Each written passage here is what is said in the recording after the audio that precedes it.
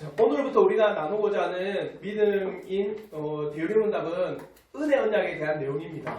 그러면 우리가 지난주까지 3주에 걸쳐서 죄에 대한 교리, 우리 인생의 비참함에 대해서 우리가 나눴습니다. 한마디로 사탄의 게임과 더불어서 인간의 자유의지를 가지고 죄를 범했습니다. 그러므로 자연 생육법 가운데 태어나는 모든 사람들은 죄의 영향 가운데 태어나게 되어 있어요. 그와 더불어 죄가 우리에게 있다. 우리는 죄의 영향 가운데 놓여 있고 죄로 말미암아 우리가 태어난다. 그러면 그 죄에 대한 결과인 비참함이 있다는 거예요. 그럼 그 첫 번째 비참함이 뭐냐? 하나님으로부터 교제로 떨어져 나갔다. 한마디로 하나님과 더 이상 우리는 교제할 수 없게 되는 겁니다. 단순하게 하나님과 내가 교제를 할 수 없다. 이게 아닙니다. 하나님과 내가 교제를 못한다. 하나님과 내가 이제는 완전히 분리되어 있다. 이게 어떤 의미가 있을까요? 더 이상 이제 하나님의 뜻을 내가 모르게 되었다. 하나님의 뜻을 모르니까 나는 더 이상 하나님의 뜻을 행할 수 있는 의지, 행동이 있을까요? 없습니다. 그러니까 하나님의 뜻도 모르고 하나님을 사랑하지도 않고 하나님의 뜻을 행하지 않는 그런 비참함이 우리에게 있다는 거예요. 그와 더불어 하나님 앞에 우리가 교제의 상실과 더불어서 내적으로, 외적으로 비참한 현실에 처해져 있습니다. 내적으로는 우리가 어리석게도 정말 사랑해야 되는 것을 사랑하지 않습니다. 한마디로 죄 가운데 빠졌기 때문에 하나님의 진노와 저주는 뭐냐? 이 세상에서 한마디로 우리의 마음이 쓸데없는 것에 애착을 가지게 되어 있어요. 하나님에 대한 사랑이라든지 말씀에 대한 사랑이라든지 하나님의 예배에 대한 사랑은 저 멀리 있습니다. 반대로 뭘 더 사랑합니까? 이 세상에 있는 것들, 세상의 정욕들, 안목의 정욕들, 이생의 정욕들을 더 사랑하는 반대되는 마음이 우리에게 생겨버렸어요. 그와 더불어서 이제 외적으로도 우리는 저주 안에 있습니다. 어떻게 해요? 땅이 더 이상 효력을 발휘하지 않습니다. 모든 피조물이 저주를 받아 이 땅은 더 이상 사람이 원하는 대로 그 모든 효력을 발생시키지 않고 저주 가운데 큰 고통과 억압을 당하고 있습니다. 한마디로 하나님으로부터 죄를 범한 우리의 인생이 내 안에서 내 밖에서 하나님의 심판과 진노를 친히 담당하고 있습니다. 이뿐만 아니라 더 극심한 형벌을 우리는 받게 되어 있어요. 어떤 형벌? 영원한 하나님의 심판을 받게 되어 있습니다. 근데 이 영원한 심판을 받음에 있어서 재밌는 표현을 참 합니다. 뭐냐? 악인과 의인은 육체의 부활 가운데 반드시 부활합니다. 그러나 의인은 그 육체의 부활과 더불어 하나님의 영원한 복락을 누릴 것이고 악인은 그 육체와 더불어서 그 영혼이 그 육체에 깃들으면서 어떤 고통을 당한다? 최악의 고통을 당하게 되는 형벌을 받습니다. 이게 바로 우리가 지난주까지 나눴던 뭐냐? 죄 가운데 빠진 인간의 비참함과 하나님의 심판과 형벌과 저주예요. 자, 이걸 들었다. 그럼 이제 우리에게 뭐가 생겨야 됩니까?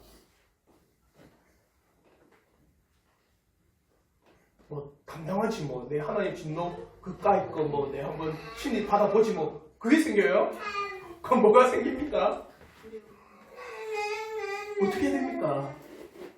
그러면 하나님의 형벌과 심판과 저주로부터 나는 어떻게 벗어납니까? 그래서 웨스민스터 대유리 문답은 30문부터 몇 문까지? 35문까지 은혜 언약에 대해서 우리에게 가르쳐줍니다. 이렇게 여러분들을 구원에 이르게 하십니다. 은혜 언약 가운데 여러분을 놓여주십니다. 그래서 30문과 31문을 통하여서 은혜 언약을 맺으신 하나님, 그리고 32문은 그 은혜 언약이 어떻게 우리에게 나타납니까? 그리고 33문부터 35문은 은혜 언약의 방식에 대해서 우리에게 말씀하고 있어요. 그래서 오늘은 우리가 함께 나누고자 하는 30문과 31문에서 은혜 언약이 어떻게 우리에게 하나님께서 맺으신 은혜 언약은 무엇입니까?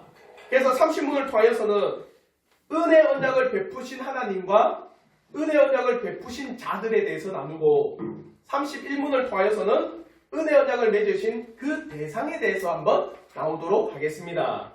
먼저 30문입니다.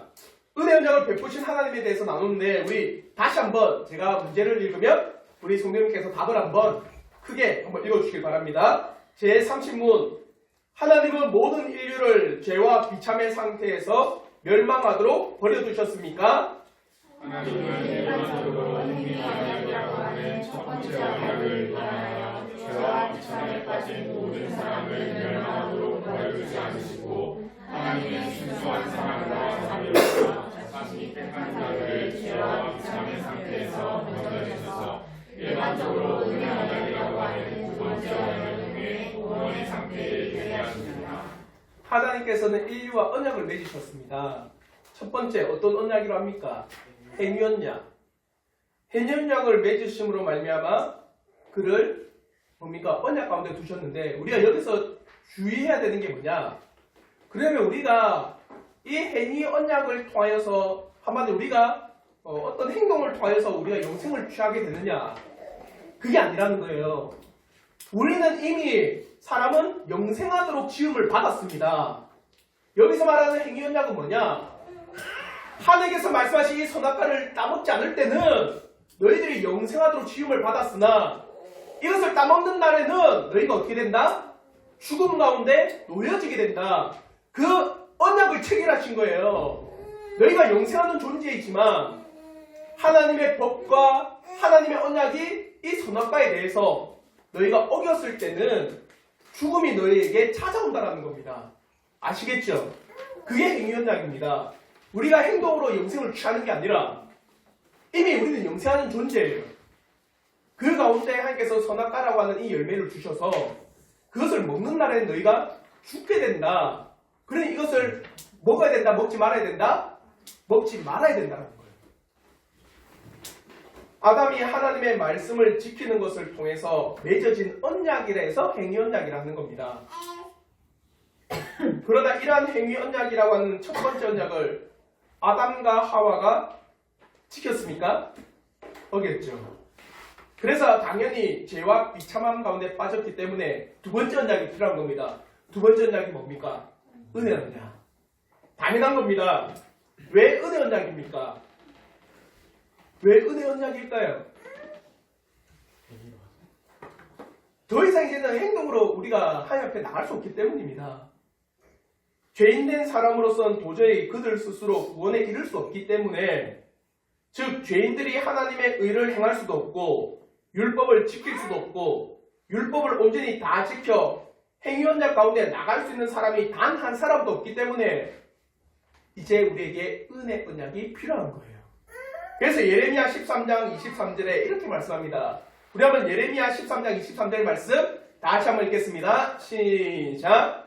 무스인이 그의 피부를 표범이 그의 반점을 변하게 할 수 있느냐? 할 수 있을진데 악에 익숙한 너희도 선을 행할 수 있으리라. 이 말이 뭡니까? 구스인 어떤 사람입니까? 흑인. 흑인이 그의 피부를 하얗게 내가 나는 새까만 내 피부가 싫어. 난 하얗게 만들고 싶어. 그래서 흑인이 자신의 피부를 바꿀 수 있습니까? 불가능하겠죠. 표범은 자기에게 있는 반점, 표범은 몸에 반점이 있잖아요. 나는 반점이 싫어. 그냥 이 반점을 다 떼내고 싶어. 표범이 그런다고 해서 반점이 떼집니까? 안 되죠. 그러면서 뭐랍니까? 악에 익숙한 너희도 선을 행할 수 있을 것 같다. 이 말이 뭡니까? 할 수 있다 못한다. 못한다라는 거예요. 반어법입니다. 구스인의 그 피부를 표범이 그 반점을 뗄 수 있을진데 악에 익숙한 너희도 선을 행할 수 있겠다. 불가능하단 말입니다. 우리가 할 수 없으니까 이제 뭐가 필요한 거예요? 은혜가 필요한 거예요. 내가 이제 더 이상 하나님 앞에 율법으로서 행동으로서 행위로서 하나님의 이 법을 지킬 수 없는 내 상태를 깨달으니까 내게 필요한 것은 이제는 은혜라는 겁니다. 은혜가 아니고서는 도저히 하나님 앞에 이 법을 이행할 수 있는 능력이 우리에게 주어지지 않는다라는 거예요. 그래서 은혜라는 겁니다. 은혜가 뭡니까? 은혜. 값없이 베풀어 주는 거예요. 뭔가 우리가 대가를 받고 뭔가 우리의 대가성이 있는 건 은혜가 아닙니다. 뭔가 내가 대가를 통해서 받는 것은 당연한 보상이죠. 그래서 그걸 우리는 보통 사례라고 하는 표현을 쓰기도 하고, 그래서 뭔가 내가 행동을 통해서 얻은 거기 때문에 나는 그에 대해서 은혜라는 표현을 안 씁니다. 은혜는 값없이 나에게 베풀어지는 것이 은혜예요. 더 이상 사람들은 그 행위로서 하나님 앞에 설 수 없기 때문에 값없이 베풀어지는 이 은혜가 필요한 것입니다. 사랑으로 베풀어지고 능력도 없고 아무것도 못하는 그 상대방으로 그 사랑으로 베풀어지는 것이 바로 이 은혜라는 사실입니다. 사람이 할 수 없는 율법의 순종, 사람 스스로 죄를 씻을 수 없기에 은혜가 필요하다라고 분명히 말씀하고 있는 겁니다. 하나님께서는 모든 인류가 죄 가운데 비참함과 진노와 저주와 심판 가운데 두시지 않은 겁니다. 그렇게 하셔도 되지만 그렇게 하지 않았습니다. 보십시오. 여러분의 하나님의 입장, 하나님께서 과연 그 모든 죄를 범한 인간들을 건질 하등의 이유가 있었을까요? 그럴 만한 우리에게 선한 조건이 있을까요? 인류가 죄 가운데 빠졌을 때 하나님께서는 그를 내버려 두시는 것이 당연한 도리입니다. 근데 그렇게 하지 않았다는 겁니다. 왜 그랬을까요? 왜 그랬을까? 요리문답은 그에 대해서도 분명히 말하느냐? 하나님의 순수한 사랑과 자비입니다. 타락한 인류를 건지실 하등의 의무와 책임이 하나님 앞에는 없습니다. 사람이 사탄의 꾀임에 넘어가 죄를 범했는데 하나님께서 그를 건질 책임이 어디 있습니까? 하나님께서 사람들을 구원할 의무 있습니까? 없습니다. 그런데 구원해 주시기로 은혜 언약을 맺으셨다라고 말씀하고 있습니다. 이것이 바로 하나님의 순수한 사랑과 자비입니다. 그래서 디도서 3장 4절에 이렇게 말씀합니다. 우리 한번 디도서 3장 4절 말씀 다 같이 읽겠습니다. 시작. 우리 구주 하나님의 자비와 사랑하심이 나타날 때에. 이거예요. 하나님의 그 자비와 그 인류를 향한 사랑이라고 한 것 외에는 어떤 것도 우리에게 이 은혜 언약을 맺을 만한 이유가 없습니다. 바울이 목회자인 디도에게 보낸 이 편지에서 하나님을 알지 못하고 쾌락과 죄악만을 추구하던 자들에게 하나님의 은혜가 개입하셨음을 분명하게 고백하고 있습니다. 그리고 이러한 하나님께서 은혜를 베푸신 이유에 대해서 그것이 바로 하나님의 자비와 사람을 사랑하신 놀라우신 일이라는 것을 고백하고 있다는 거예요. 보십시오. 바울이 디도에게 보낸 편지에서는요, 말하느냐, 그 쾌락에 심하게 빠져있는 신자들, 그 죄악만을 추구하는 자들에게 아무런, 소위 말하면 어떠한 불편함, 어떠한 불쾌함, 어떠한 소위 말하면 그걸 행함으로 말미암아 자기가 겪어야 될 그 큰 어려움이 안 보였어요. 왜 이러냐? 그걸 뭐라고 하는 겁니까? 하나님의 자비와 그 사람을 사랑하심에 대한 그 이유에는 없도다. 인류를 하나님께서 심판과 멸망에 두셔도 마땅하지만 그렇게 하지 아니하는 이유가 뭡니까? 하나님의 자비와 사람을 사랑하신 그 이유에 찾을 수가 없습니다. 자비라고 하는 이 단어는 무한한 친절을 뜻합니다. 하나님께서 죄인들을 향한 무한한 친절입니다. 사랑이라고 하는 이 단어도 인류에 대한 광범위한 사랑을 의미합니다. 하나님께서 인간을 향한 친절과 사랑을 나타내신 겁니다. 하나님의 순수한 사랑과 그의 자비가 아니고서는 과연 하나님께서 죄와 비참함 가운데 그들 스스로 구원에 이를 수 없는 사람들을 건지셨다라고 하는 이 사실, 은혜 언약을 맺었다는 이 사실 도저히 이해가 되지 않습니다. 여러분 이해가 됩니까? 그래요. 알았어. 이해가 안 된대 쟤도. 이해가 안 돼요. 왜 그러셨습니까? 그냥 그 심판 가운데 두시지. 그 진노의 형벌 가운데 두시지. 왜 사람에게 은혜 언약을 맺으셨습니까? 은혜 언약을 맺으신 주체도 누굽니까? 사람이 은혜 언약을 맺어주십시오 그랬어요? 누가 맺으셨어요? 하나님께서 맺어주신 거예요. 그러지 않아도 됩니다. 근데 맺으셨어요.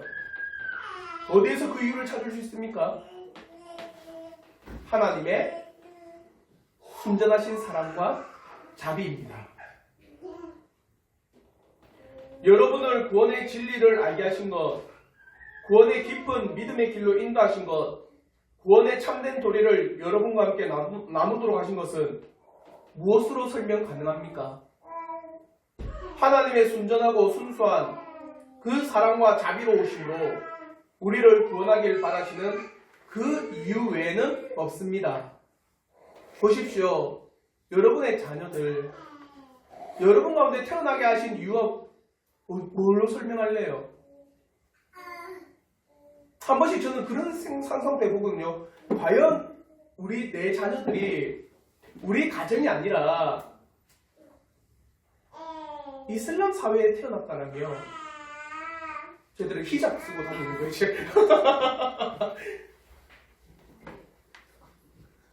그걸 쓰고 다니는 애들이었다면 뭘로 설명할 수 있을까요?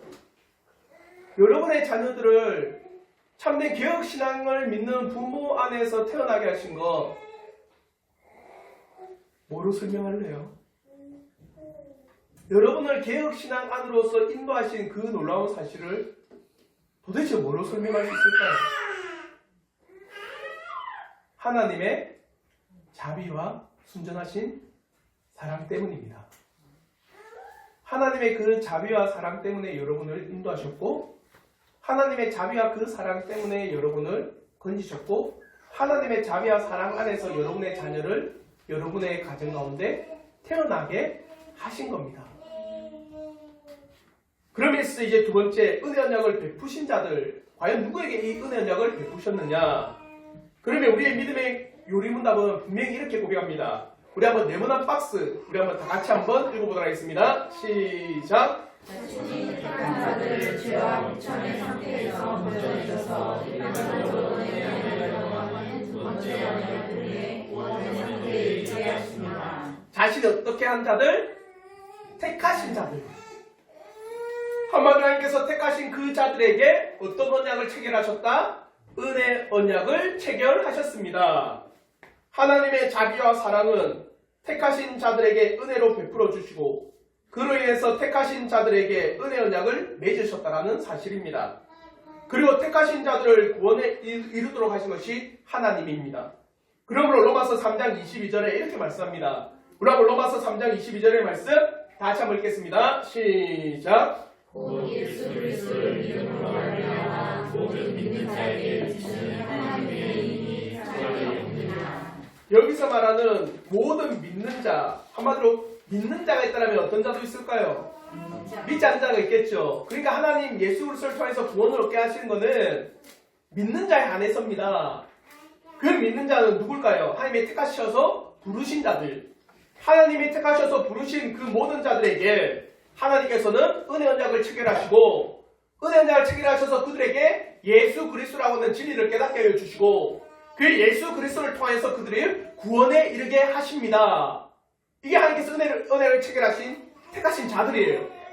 그러므로 웨스트민스터 대요리문답도 분명하게 말씀하는 게 뭡니까? 택자 교리예요.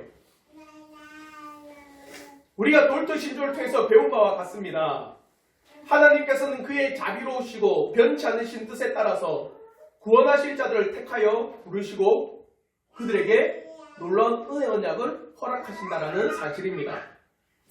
하나님께서 택하지 않으시면 죄인들이 죄로부터 벗어날 수 없고 죄인들이 의로운 길을 걸을 수 없기 때문에 하나님의 택하심은 반드시 있어야 됩니다. 그러나 이러한 택하심에 대해서 알미니우스 뭐라느냐? 하나님께서 택하신 자들이 구원에 이르는 것이 아니라 하나님께서 그 사람이 믿음을 가질 것을 아셨기 때문에 택하셨다라고 이야기합니다. 이걸 뭐라고 하느냐? 예지예정이라고 합니다. 한마디로 이거예요. 자요.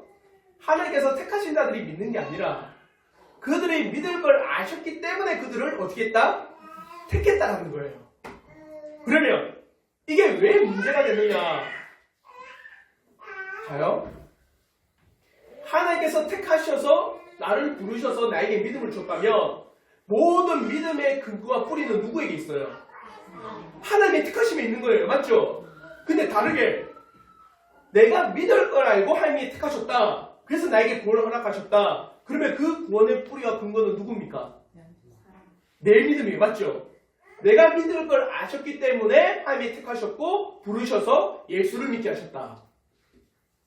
구원의 모든 주체는 사람이 됩니다. 근데 우리의 모든 구원은 전적인 하나님의 은혜예요. 하나님의 은혜 가운데 우리를 택하셔서 그 택하신 자들이 하나님의 시간과 때 가운데서 예수를 믿게 해주시고, 그래서 그 믿는 자들에게 하나님께서는 뭘 베푸신다? 구원을 베풀어 주신다. 그래서 그 믿음 또한 하나님께서 허락하시는 은혜다. 사랑하는 성도 여러분, 절대 이게 거꾸로 바뀌어서는 안 됩니다. 하나님의 택하심이 우선입니다. 하나님께서 택하셨기 때문에 우리가 믿게 된 겁니다. 믿었기 때문에 택하신 것 아닙니다. 믿을 것을 아셨기 때문에 우리를 택하신 것 아니에요. 그러면 우리의 모든 구원의 원인은 하나님이 아니라 우리의 믿음에 있기 때문에 결코 구원은요, 사람의 존재, 사람의 믿음, 사람이 어떠한 일들, 사람의 행위 단 1%도 들어가서는 안 됩니다. 전적인 하나님의 주권의 역사였습니다. 우리는 절대적인 하나님의 자비롭고 은혜로우시고 사랑하시는 그 사실로 말미암아 택하였기 때문에 믿음이라고 하는 것을 우리가 가질 수 있었고 구원에 이를 수 있게 된 것을 전적인 하나님의 은혜입니다라고 고백할 수가 있는 겁니다. 그러므로 웨스트민스터 신앙고백서 제3장 5항에서도 분명히 이렇게 말씀합니다.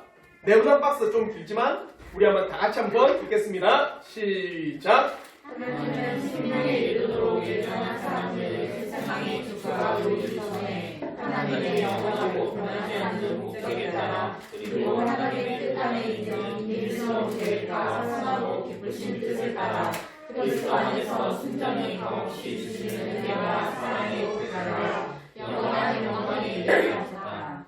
하나님은 그들의 믿음이나 선한 행실, 은혜, 긍정 속에 있는 다른 어떤 것을 미리 보시고 이런 것들을 결코 그들을 사사하는 조건이나 원인으로 삼지 않으셨다. 모든 것은 하나님의 영광스러운 그들을 찬양케 하기 위한 것이었다. 하나님의 영원하고 변치 않는 목적입니다. 하나님의 뜻입니다. 하나님의 비밀스러운 계획입니다. 선하고 기쁘신 뜻입니다. 따라서 그리스도 안에서 순전히 값없이 주시는 은혜와 사랑으로 택하여 주셨습니다.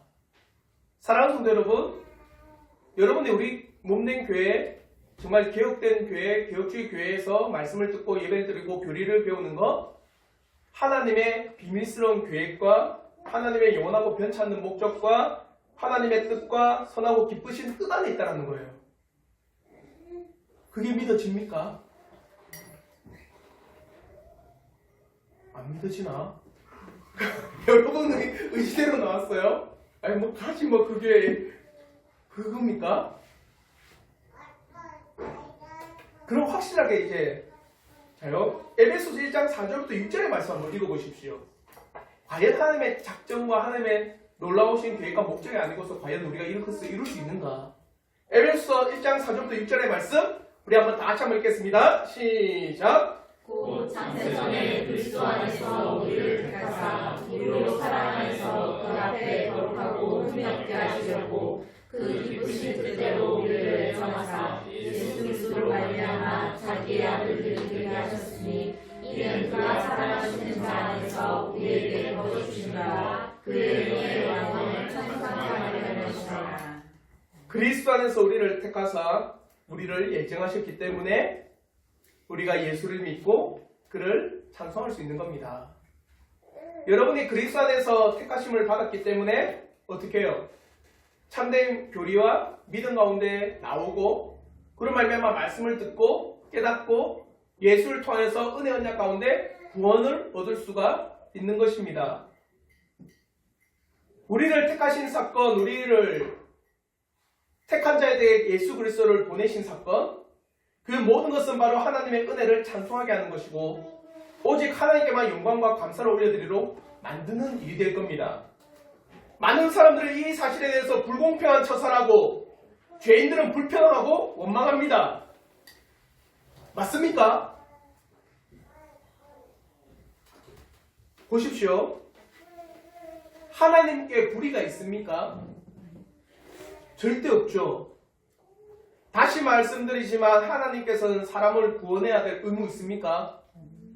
하나님께서는 사람을 그 죄로부터 건질 의무 있습니까? 없죠. 어떤 의무도 없고 어떤 책임도 없고 하나님께서는 우리에게 은혜를 베풀 만한 하등의 이유가 없습니다. 그냥 내버려 두셔도 돼요. 근데 하나님께서는 그 자비하심과 사랑으로 누구를 택하여서 그를 구원에 이르게 했다. 그래서 하나님께서 자비를 베풀었다. 그럼 그 자비가 불평의 대상 됩니까? 다른 말로 해서 이겁니다. 여러분의 길을 가고 있는데 노숙인을 여러분을 봤어요. 그 길을 가다가 정말 저분한테 내가 도와줬어요. 여러분이 자비를 베푼 거잖아요. 맞죠? 그걸 보고 다른 사람이 와서 당신 정말 불공평하다고.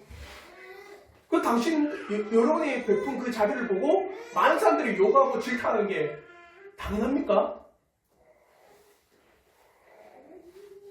그렇게 불평하고 불만을 내고 욕을 한다면 자비를 베푼 사람이 잘못이에요? 욕을 하는 사람이 잘못이에요? 당연하죠. 우리가 정말 오해하면 안 됩니다. 하나님은 우리에게 구원을 베풀 만한 하등의 이유 없어요.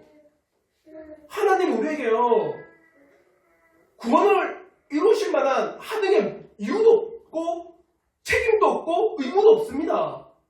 그냥 그가 택하신 사람들을 너무나 사랑해서 그를 건지셔 주신 거예요.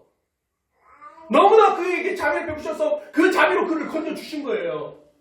하나님께서 자비로 베푸셨고 하나님의 사랑을 베푸셨는데 베풀어준 그 자비와 사랑이 욕을 먹을 대상이다? 끔찍한 겁니다. 이거는.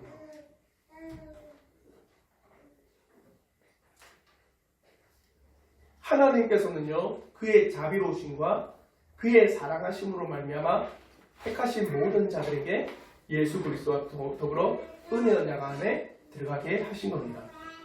하나님께서는 태초전에 죄인들을 택하셨고 그의 자비와 사랑으로 그들을 예수 그리스도로 말미암아 구원의 의도로 은혜를 베푸셨고 놀라운 자비와 사랑으로 구원에 이르도록 하신 것밖에 없습니다.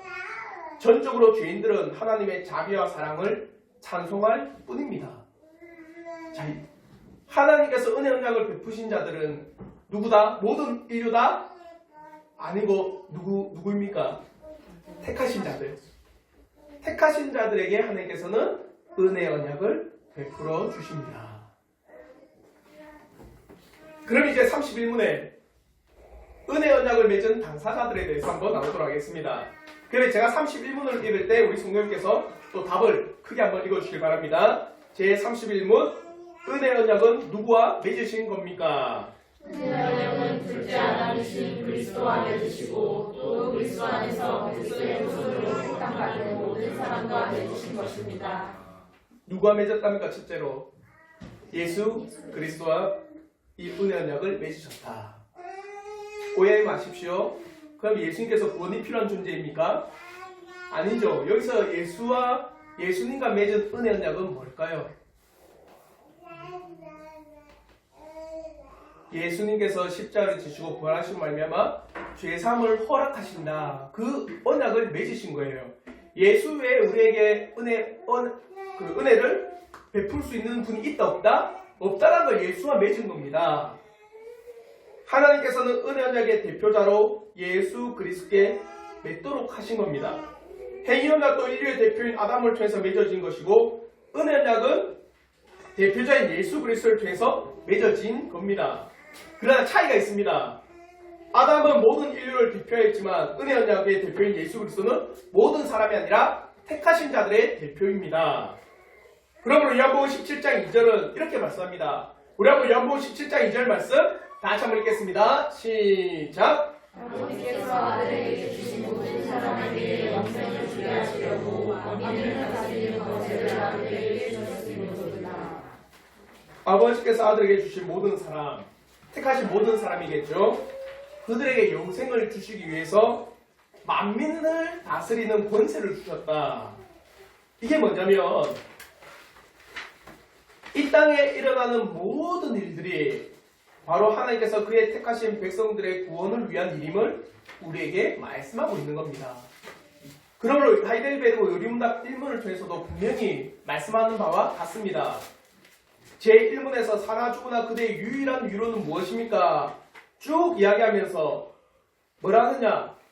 과연 모든 것이 합력하여 나의 구원을 이루게 하십니다.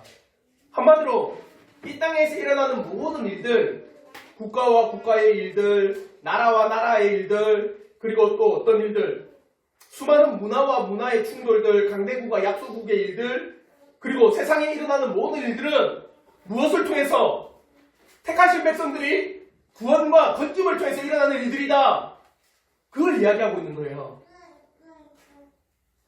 그러면 우리가 이 자리에 있는 것, 이 자리에서 말씀과 교리와 진리에 대해서 배우고 듣는 것, 성자 예수 그리스도께서 이 땅에서 우리를 위해서 이루신 역사고 모든 일들을 주관하신 놀라운 사실을 지금 우리가 친히 경험하고 있는 겁니다.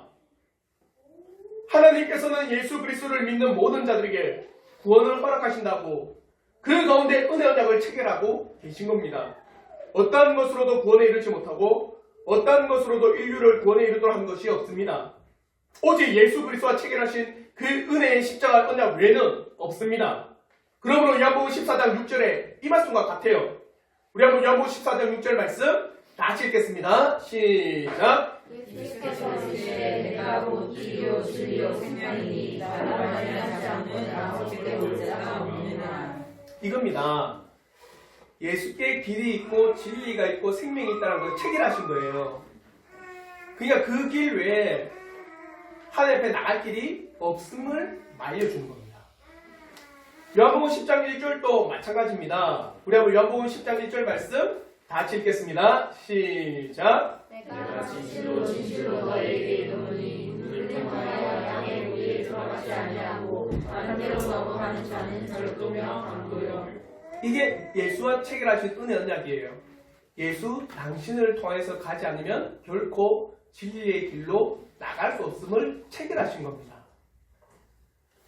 예수를 제외하고 가는 모든 것은 절도고 강도고 잘못된 오류고 잘못된 길로 가는 것과 마찬가지입니다. 그리고 두 번째로 은혜 언약을 맺은 자들이 누굽니까? 택한 자와 맺었다라고 분명히 고백하고 있습니다. 즉 예수 그리스도와 체결하신 은혜 언약으로 들어오는 자는 바로 창세전에 택하신 자들이 예수 그리스도 안에 은혜 언약 가운데 나옵니다. 택하신 그 백성들을 부르시고 부르신 그들에게 믿음을 주시고 믿음을 주신 그들에게 구원과 영생을 주시며 예수 그리스도 안에서 언약 가운데 나오도록 하신 겁니다. 그러면 에베소서 1장 4절의 말씀에 우리가 참된 진리임을 고백할 수가 있는 겁니다. 우리 한번 에베소서 1장 4절 말씀 다 같이 한번 읽겠습니다. 시작. 곧 창세전에 그리스도 안에서 우리를 택하사 우리로 사랑 안에서 그에게 거룩하고 분명하게 하시려고. 그리스도 안에서 우리를 택하였다고 분명히 고백하고 있습니다. 누구 안에서? 그리스도 안에서. 그래서 그리스도에게 생명의 길이 있음을 은혜 언약을 체결하시고 택하신 자들이 그 안에 부르셔서 은혜 언약 안에 들어오도록 만들어 주신 겁니다. 진실로 죄로부터 건짐을 받는 것은 곧 주 예수 그리스도 외에는 없습니다. 죄인으로서는 도저히 어떠한 방법도 목적도 방향도 뜻도 계획도 길도 알 수 없고 세울 수가 없습니다. 오직 하나님께서 베푸신 그의 순전한 사랑과 자비로 인해서 택하신 자들에게 구원의 은혜가 놓여 있습니다. 먼저는 예수 그리스도께 은혜 언약을 허락하셔서 구원의 길을 보이시고 그 이후에 예수 그리스도로 말미암아 나온 택하신 모든 자들에게 죄사함과 믿음과 구원과 영생을 주시는 겁니다. 그리고 이 모든 일들을 위해서 우리 주 예수 그리스도께서 이 땅의 모든 일들이 일어나도록 합력하여 선을 이루어 나가시는 겁니다. 그러니까 여러분의 일어나는 일들, 여러분에게 주어진 모든 일들은 택하신 백성들을 부르시기 위한 하나님의 다스림이다. 그러면 우리가 지금 이 자리에 있는 것도 그의 부르심과 그의 선하신 뜻임을 깨닫고 더욱 주 예수 그리스도를 붙들고 나가는 우리 온 성도들 되길 진심으로 바랍니다. 사랑하는 성도 여러분, 주님께서는 죄인 가운데 우리를 그냥 내버려 두시지 않았습니다. 그 심판과 형벌과 저주가 우리를 두시지 않고 은혜 언약이라는 놀라운 언약을 체결하셨어요. 그것은 바로 택하신 자들에게 베푸시는 예수 그리스도의 구원하심입니다. 먼저는 예수 그리스도 앞에 구원의 길을 체결하셨고, 그러면 그 구원의 길을 믿는 자들에게 하나님께서 은혜 언약을 뭡니까? 베푸셔서 구원의 놀라운 은총을 허락하시는 겁니다. 택하신 자들이 이 구원의 길에 들어오는 거고, 하나님의 자비로우심과 순전한 사랑으로 지금 우리가 이 자리에 있다는 걸 꼭 깨닫고, 더욱더 주님 앞에 여러분 이 한 주간 하나님의 택하심의 사랑에 늘 감사하는 믿음의 자녀가 되기를 주님의 이름으로 축원합니다. 아멘.